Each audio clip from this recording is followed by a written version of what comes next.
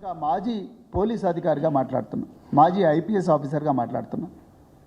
నిజానికి phone tapping అనేది అది ఒక పోలీస్ డిపార్ట్మెంట్లో ఒక శాఖకు సంబంధించిన వ్యవహారం. ఇండియన్ టెలిగ్రాఫిక్ చట్టం ప్రకారం ఉంది. దేశంలో ఏ ముఖ్యమంత్రి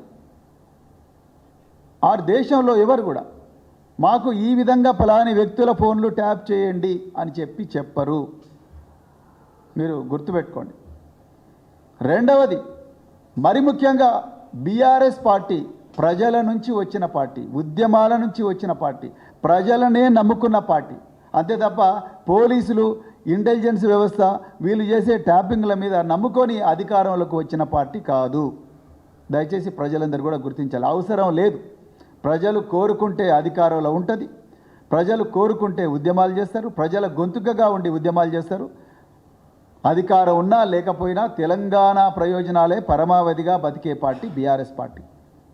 అంతే తప్ప ఈ పలానా ఇంటెలిజెన్స్ వాళ్ళు ఫోన్ ట్యాపింగ్ చేసి రికార్డులు వినిపిస్తానో లేకపోతే అది చేస్తానో ఇది చేస్తానో ఆ విధంగా రాజకీయాలు చేసే పార్టీ కాదు. ఆ విధమైన ప్రస్థానం బీఆర్ఎస్ పార్టీకి లేదు. నిజానికి చెప్పాలంటే ఫోన్ ట్యాపింగ్లో బాధితులు బీఆర్ఎస్ పార్టీ, టీఆర్ఎస్ పార్టీ నాయకులు.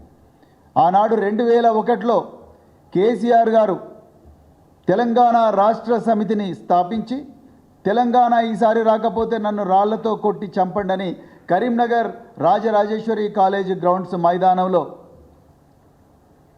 ఒక గర్జించినప్పుడు ఆ రోజు నుంచే ఆనాటి చంద్రబాబు ప్రభుత్వం ఇలా మరి ట్యాపింగ్ ఆ రోజు కేసీఆర్ గారి ఫోన్లు ట్యాప్ చేశారు.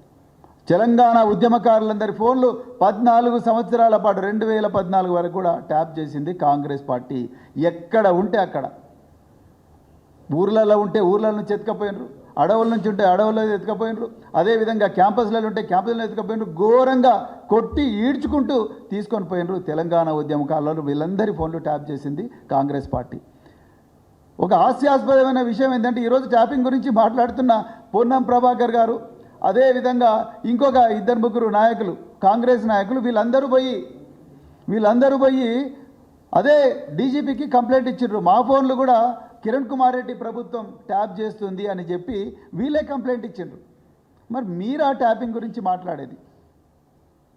ఇలా పక్కన కాంగ్రెస్ ప్రభుత్వం అధికారంలో ఉన్న, కాంగ్రెస్ పార్టీ అధికారంలో ఉన్న కర్ణాటకలో బీజేపీ నాయకులందరూ కాంగ్రెస్ ప్రభుత్వం మా ఫోన్లు ట్యాప్ చేస్తున్నది అంటున్నారు. హిమాచల్ ప్రదేశ్లో కూడా ప్రతిపక్షాలు మా ఫోన్లు ట్యాప్ చేస్తున్నాయి అంటున్నారు.